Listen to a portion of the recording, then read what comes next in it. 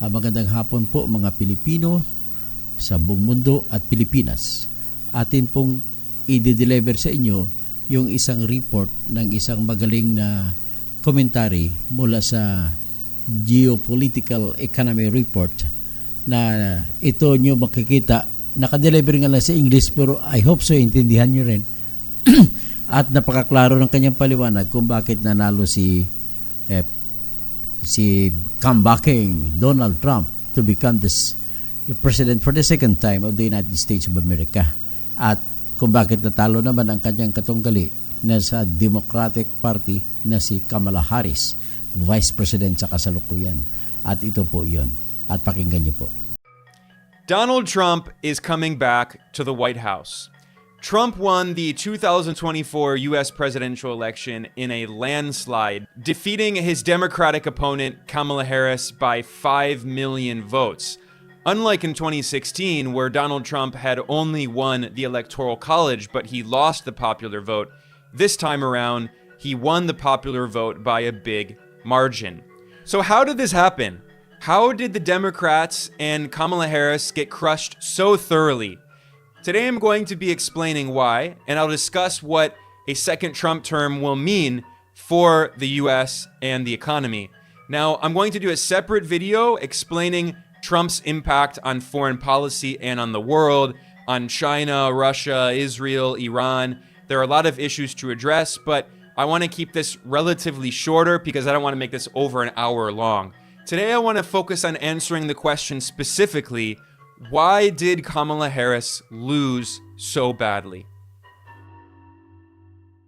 To understand this, we need to go back to 2019 when Kamala Harris became a national figure in the US for the first time. She announced that she was going to run for president, and she was one of a dozen contenders in the Democratic primary. And in November 2019, a poll found that she had 1% support among the Democratic electorate. 1%.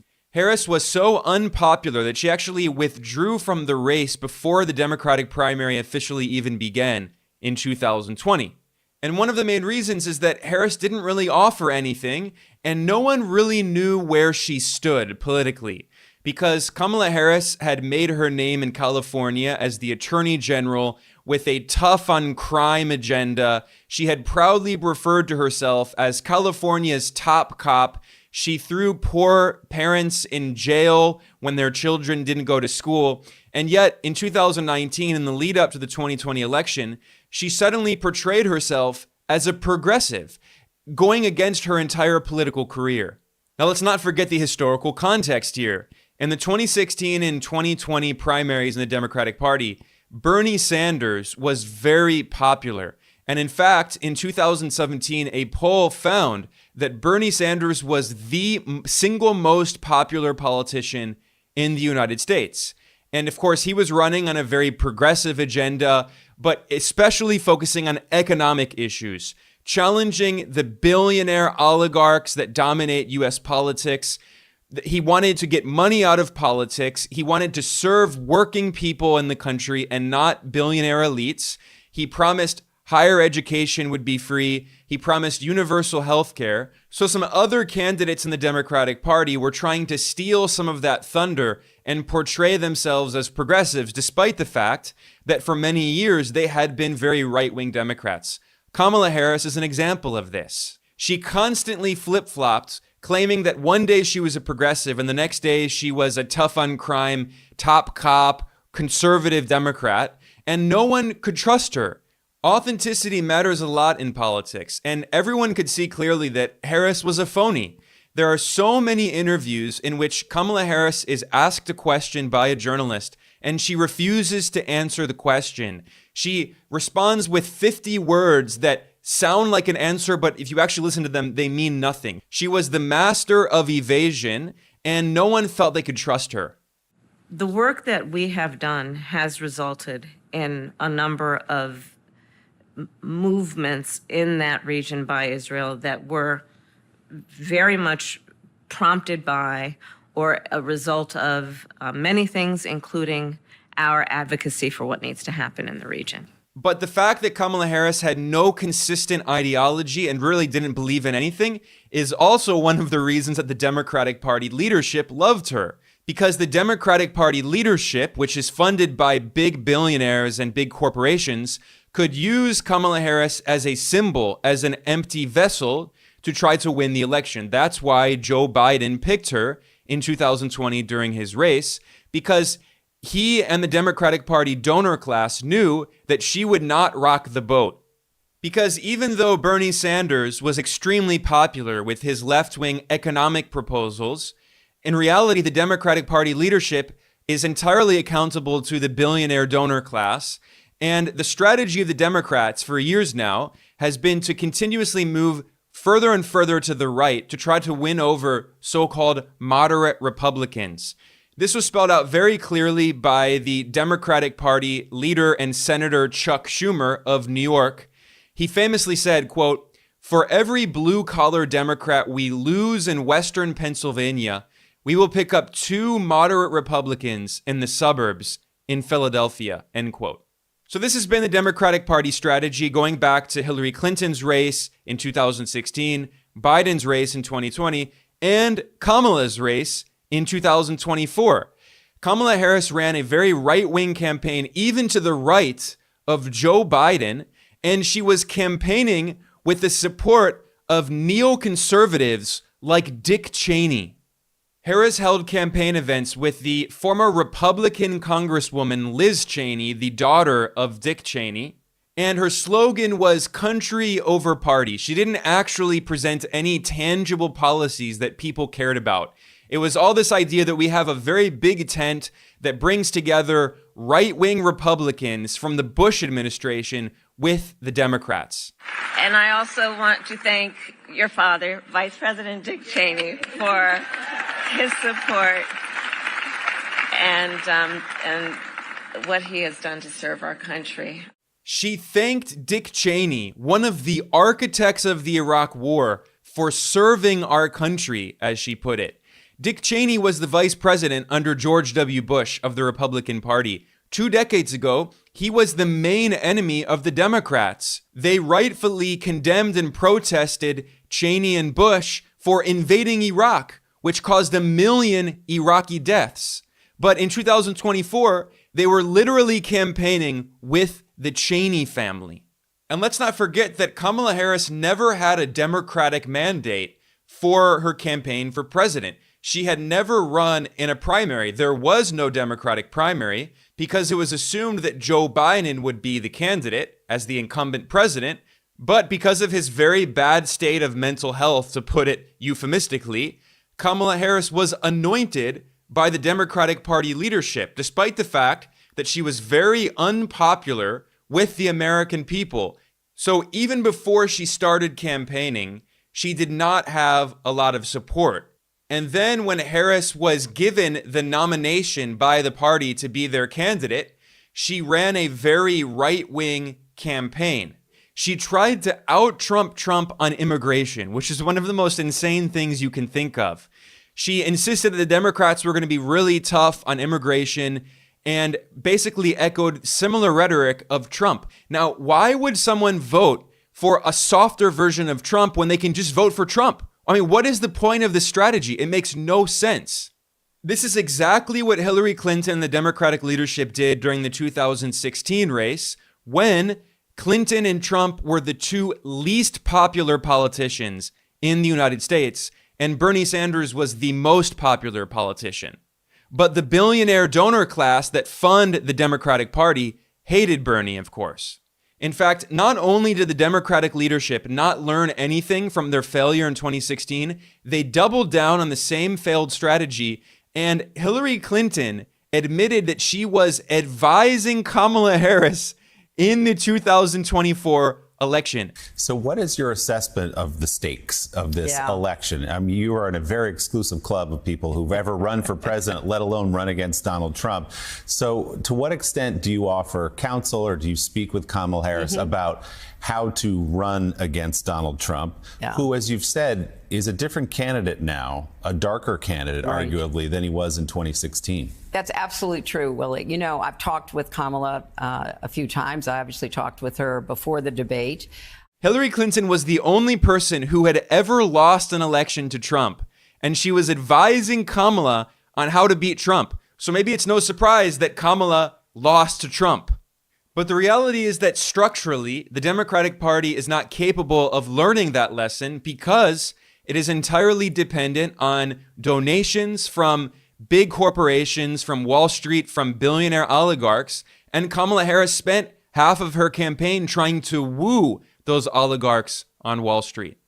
So basically, the Democrats spent the entire campaign spitting in the face of their own base, telling their own voters, screw you. We're not going to give you anything. You don't deserve anything. We're going to try to win over the Republicans, because the view of the Democrats is we don't have to give people on the left anything. They have to vote for us. They have no other option. So you know what actually happened? A lot of Democratic voters and left-wing voters simply stayed home. They did not participate. As Reuters noted, for the first time, the number of independents who voted in the 2024 election outnumbered the Democrats. 34% of voters in the 2024 election were self-declared independents, the highest number on record. That was tied with the Republicans at 34%. Democrats had the lowest turnout of just 32%.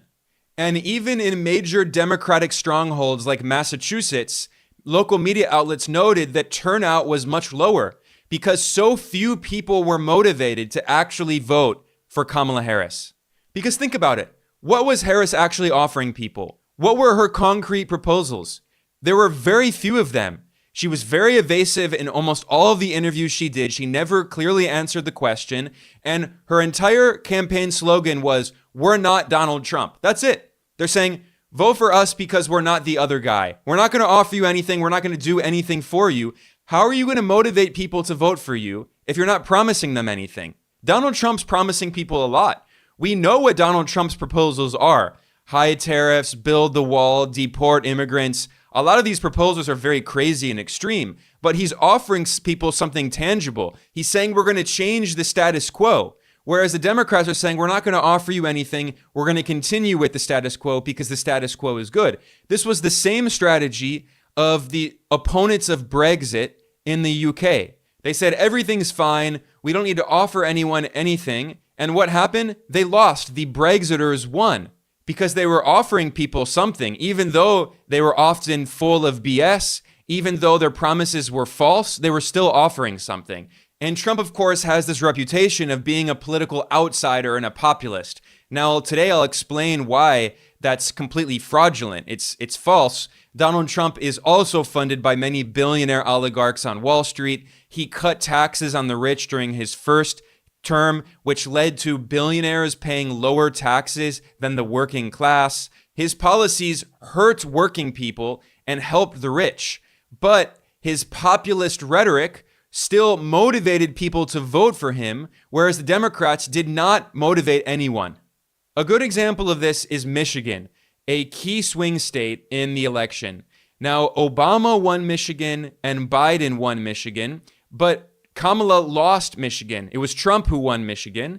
And one of the reasons for this is because Kamala Harris spent her entire campaign alienating her voters, her base of support in Michigan, especially Arab American voters in major cities like Dearborn, which has a very large Arab population in Michigan. These are voters who had often voted Democrat, but in the 2024 race, many of them simply didn't vote, or some even voted third party, out of protest because Kamala Harris ignored them, spat in their face, and Kamala and the Democratic Party leadership did not listen to what their voters were telling them. Numerous polls showed, for instance, that 77% of Democrats said the U.S. should stop sending weapons to Israel. Only 23% of Democrats wanted to continue sending weapons to Israel. And yet, what was the response of Kamala and Biden and the Democrats? They said, we're going to continue sending weapons to Israel. We're going to continue supporting Israel in this horrific war in Gaza and Lebanon. And Israel has killed many Palestinians and Lebanese, including family members of Arab American voters in states like Michigan that Kamala Harris ended up losing. Because why would someone vote for Kamala Harris when she and Biden were killing their family members in Gaza and Lebanon?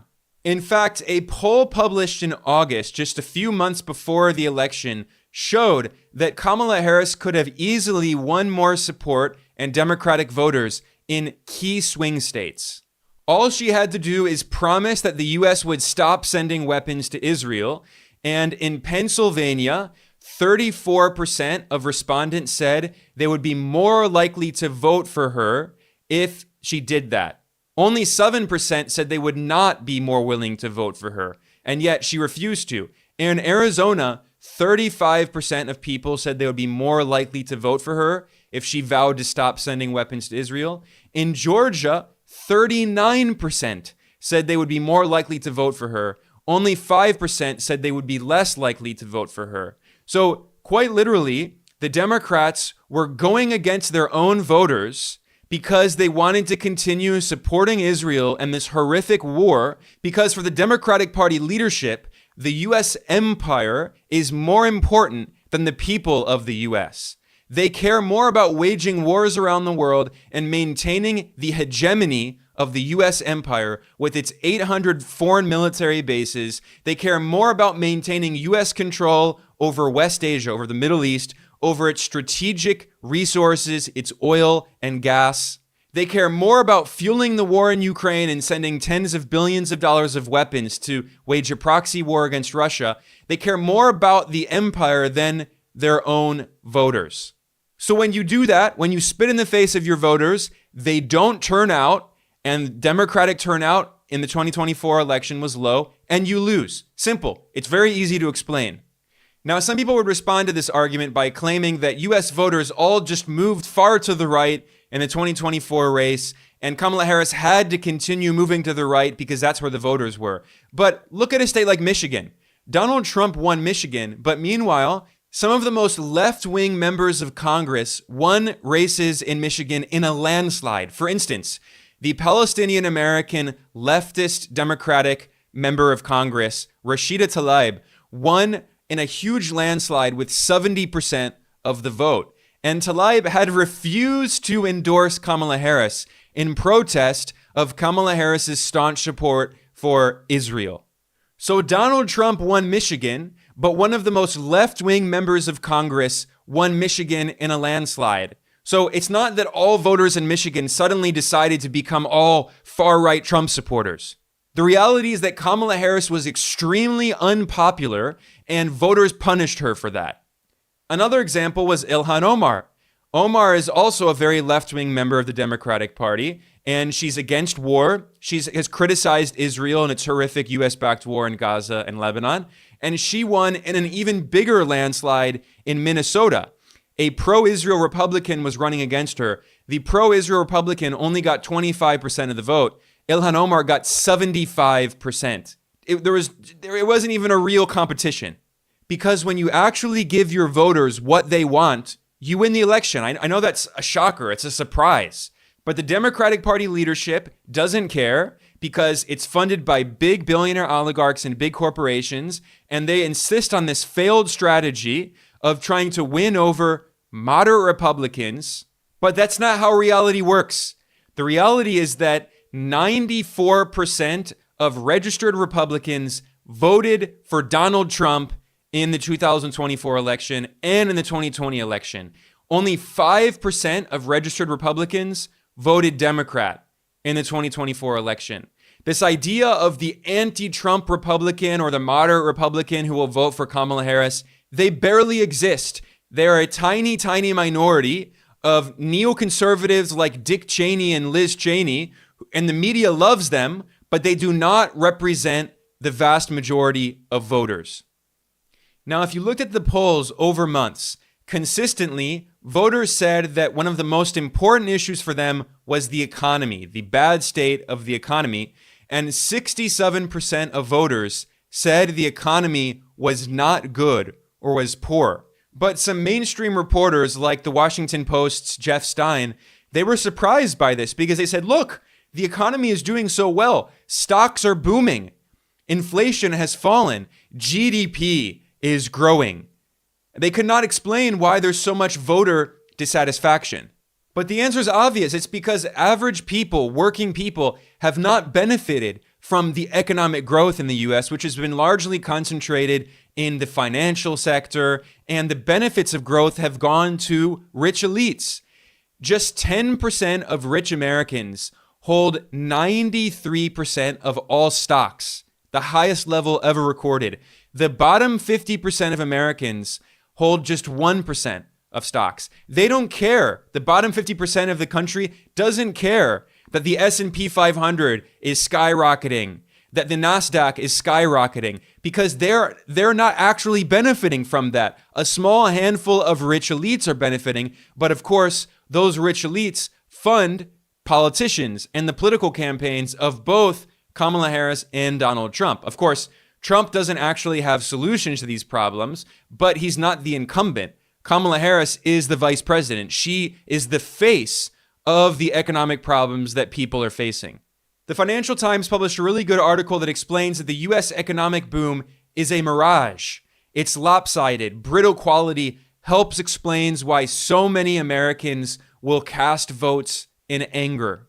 The author Ruchir Sharma noted that, quote, U.S. growth is a mirage for most Americans, driven by rising wealth and discretionary spending among the richest consumers, and distorted by growing profits for the biggest corporations. Times look good, but this growth is lopsided, brittle, and heavily dependent on spending and borrowing by the government. He continued, quote, although the world marvels at unsinkable U.S. consumers, a growing number are priced out of homes and falling behind on credit card debt.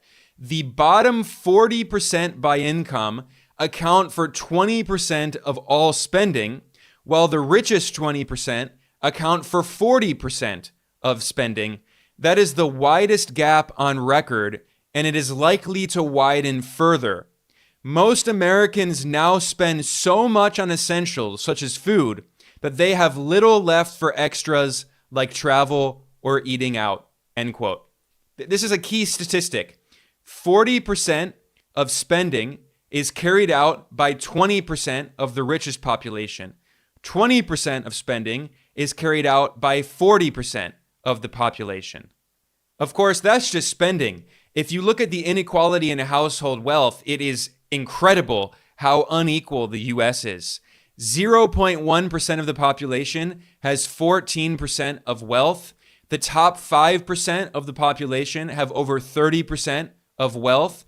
The top 10% of the population have 67% of wealth. The bottom 50% has just 2.6% of wealth. That is, the richest half of the U.S. population has 97.4% of the wealth. So the vast majority of the population doesn't care if GDP growth is high when they don't actually see the benefits of that GDP growth. And they certainly don't care that the stock market is booming when they're not seeing the benefits of the growth in the stock market. The sad reality is that poverty has continued to increase, including under Biden and Harris. There was a decrease in poverty during the pandemic, ironically, because the government was providing many social programs to support people. But since 2021, poverty has increased by 67%. And you could say that, okay, the pandemic was an outlier, but even if you remove the pandemic and you go back to 2019, poverty has continued increasing. 42.8 million people in the US live under the poverty line. Food insecurity has also increased 40% since 2021. And if you remove the pandemic from the data, which is an outlier, you can still see that food insecurity has been steadily increasing, especially with the very high rates of inflation. For a lot of households, especially poor and working class people, food has become prohibitively expensive. And when food is too expensive, why would people vote for you? Now, you can say that Donald Trump has no solution to these problems. I agree with you. Donald Trump is a fraud. He's a billionaire oligarch. When he was president, he continued cutting taxes on the rich. He was funded by billionaires. He will continue cutting taxes on the rich. But the reality is that Donald Trump had a consistent message. He was offering something. The Democrats did not offer anything. Donald Trump had his scapegoats. He blamed immigrants. He blamed foreign countries. In a speech in September, Trump even told people he promised that he was going to take jobs from other countries. But with the vision I'm outlining today, not only will we stop our businesses from leaving for foreign lands, but under my leadership, we are going to take other countries' jobs. Did you ever hear that expression before? Have you ever heard? That we're going to take other countries' jobs? It's never been stated before. We're going to take their factories, and we had it really rocking 4 years ago. We're going to bring thousands and thousands of businesses and trillions of dollars in wealth back to the good old USA. That's what we're going to be doing it, and doing it fast. And under my plan, American workers will no longer be worried about losing your jobs to foreign nations. Instead, foreign nations will be worried about losing their jobs to America. Going to bring them back. Now, obviously, it's very unlikely that Trump will actually be able to do that. He's made a lot of false promises. You know, he said, I'm going to build a wall and make Mexico pay for it. Mexico did not pay for it. So this is not the first time that Trump has made a false promise. He's the master at doing that. But despite that, the reality is that he's making a tangible offer to people. He's saying, I'm going to give you this. And he's recognizing that there is a lot of anger about deindustrialization and globalization. Since the rise of neoliberalism and free market fundamentalism in the 1970s, the US has significantly deindustrialized, losing a lot of good unionized jobs, factory jobs in the Rust Belt, in areas of the country that ended up voting for Donald Trump because he claimed that he would bring back their jobs. Now, obviously, Trump is full of BS, but he's recognizing that there's this anger and he's tapping into it, whereas the Democrats were not offering anything. Their whole message was, we're not Donald Trump. We're going to unite with the Bush-era neocons and Dick Cheney, and we're not going to change anything because everything's fine. And again, as we saw in Brexit in the UK, when the option is between the status quo and change, people often vote for change, even if the people pretending that they're going to bring change are lying, these frauds like Donald Trump. It's clear that people in the US are facing economic issues, and Trump, like many far-right leaders, he scapegoats certain groups of people, like immigrants. And Trump has made very extreme promises, threatening to deport more than 10 million undocumented immigrants in the US, even using the National Guard in this kind of authoritarian, militarized crackdown. So this obviously is an example of him scapegoating immigrants and saying, your economic problems are not caused by the same billionaire oligarchs who are funding me and who are funding the Democrats. No. It's not Wall Street's fault. It's not because deindustrialization was caused by these neoliberal free market fundamentalist economic policies. No, it's because of immigrants.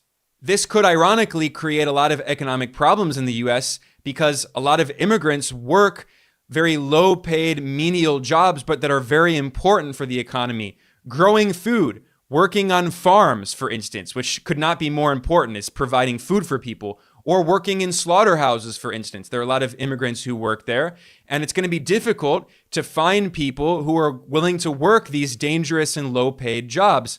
But this also could benefit some of the capitalist oligarchs who are funding Donald Trump, because as he threatens to crack down further on immigrants, it's going to mean that immigrants have fewer and fewer protections. So it makes it easier for companies and oligarchs to exploit immigrants. It makes it easier for capitalists to pay them lower and lower wages, or even to steal their wages, which is a common problem, because if you're an undocumented immigrant and you work for someone below the table and they don't pay you, they steal your wage, what are you going to do? You can't go to the police and ask for the police to take action because you don't have papers, you're not documented. So some of these capitalist interests, of course, could benefit from Trump's anti-immigrant policies, but overall, it's likely going to cause even more economic problems. But again, this is an example of how, despite Trump's so-called populist rhetoric, and despite the fact that there are some working class people who voted for him, especially in the kind of Rust Belt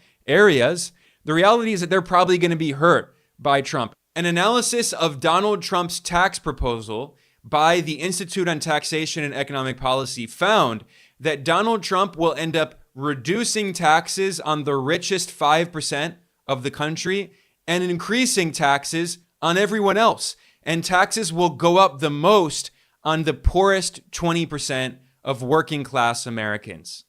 This is just what's so tragic about this whole situation. You know, history repeats itself, first time as tragedy, second time as farce. Because in 2016, Trump had the same message, and what did he do? He came into office and immediately he cut taxes on the rich, he cut taxes on big corporations, and for the first time, billionaires under Trump were paying a lower tax rate than the working class. In 2018, the richest 400 families in the US paid an average effective tax rate of 23%, whereas the bottom half of American households paid a tax rate of 24%, more than billionaires. And as Trump was campaigning in 2024, he held these huge galas, these fundraisers where he made millions of dollars for his campaign. And he told a bunch of billionaire oligarchs, he said, I'm going to continue cutting your taxes. So it would have been so easy to challenge Donald Trump's claim that he's a populist, supposedly, that he's going to help the working class. It's obvious that he's not going to. He did not help the working class when he was in office the first time. But the Democratic Party refused to go anywhere near that. They ran to the right of Joe Biden, and they allowed Donald Trump to portray himself falsely as an economic populist. And he won over many of those voters who previously had voted. These are people who had voted for Obama when Obama made similar promises that were also false. These were people who were very sympathetic to Bernie Sanders, who again, in 2017, was the most popular politician in the US. But the donor class of the Democratic Party did not want to go anywhere near that messaging because, of course, if the Democrats came into office and actually implemented these policies, it would hurt the billionaires and corporations who fund the Democrats. Donald Trump can use that rhetoric because, of course, billionaires supporting Trump know that he's not actually going to help workers. He's going to help the billionaires. This is why billionaires like Elon Musk were campaigning with Donald Trump because, of course, Musk knows that Trump is now going to reward Musk by cutting taxes, by providing more subsidies for Tesla and other companies. Musk is going to make a lot of money. This was an investment for him. And this is also why Donald Trump's campaign was funded by billionaire oligarchs like Steven Schwartzman, the CEO of Blackstone, the world's largest alternative asset manager and a big private equity fund on Wall Street. Schwartzman is the highest paid CEO on Wall Street, and yet he funded Donald Trump's campaign in 2020 and again in 2024 because he knows that Trump is going to help billionaires like him. Wall Street is very excited about Donald Trump. That's why when he won the election, the S&P 500 rose very rapidly because the rich know they're going to get much richer. But the irony above all is that one of the key reasons that Kamala Harris lost the 2024 election is because of very high rates of inflation that hurt her because food prices are very high. The price of everything is very high. But the reality is that Donald Trump is likely going to bring back even more inflation. A study by the Committee for a Responsible Federal Budget analyzed the fiscal impact of proposals by both Trump and Harris. They calculated that Donald Trump will likely contribute $7.75 trillion to national debt in the next decade because Trump is pledging to both massively expand government spending while also significantly cutting taxes on the rich, which of course also means reducing government revenue. By contrast, they estimated that Kamala Harris's proposals would have increased the government debt by about $4 trillion. So Trump is projected to increase the national debt by twice as much as Kamala would have done.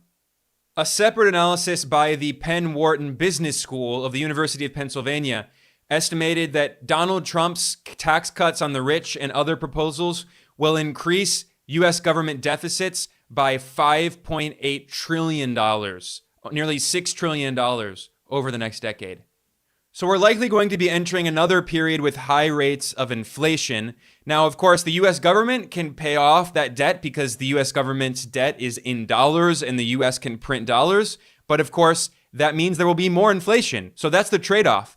If you want to manage the debt, which you can do, as modern monetary theorists point out, you can do so but it will lead to more inflation. And we've already seen how destabilizing inflation has been on the US economy and on the world. So unless the government actually has policies that help working people as they see their purchasing power erode due to inflation, in reality, what more inflation will do is lead to the rich getting even richer, because it's very likely that we will see high rates of nominal GDP growth under Trump. The economy will run hot, but then inflation will also be hot.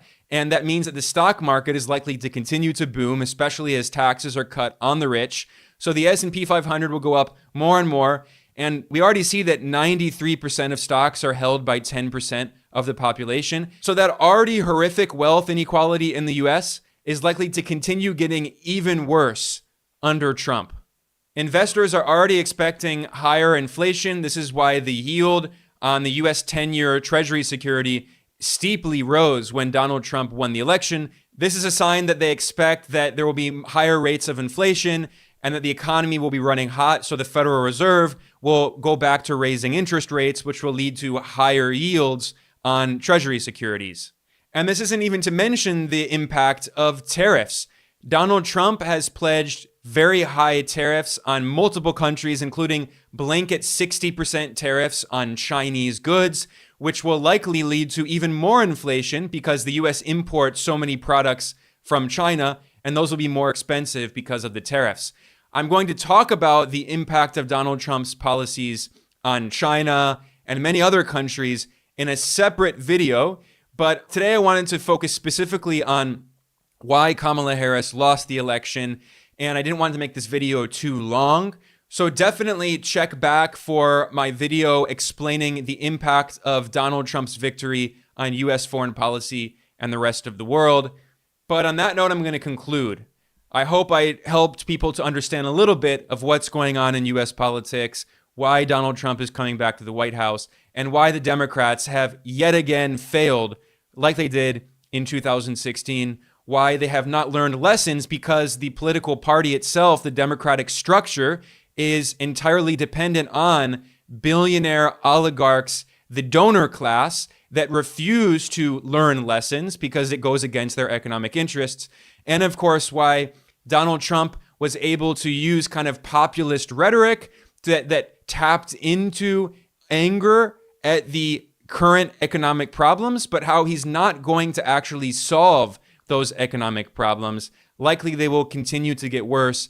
Inequality will get worse. And unfortunately, he will probably respond with even more scapegoating of foreign countries, scapegoating of China, scapegoating of immigrants.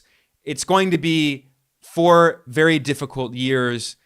On that note, I'm going to conclude. I am Ben Norton. I'm the editor-in-chief of Geopolitical Economy Report. I want to thank everyone for joining me today. Please like and subscribe. Please share this, and I will see you all next time.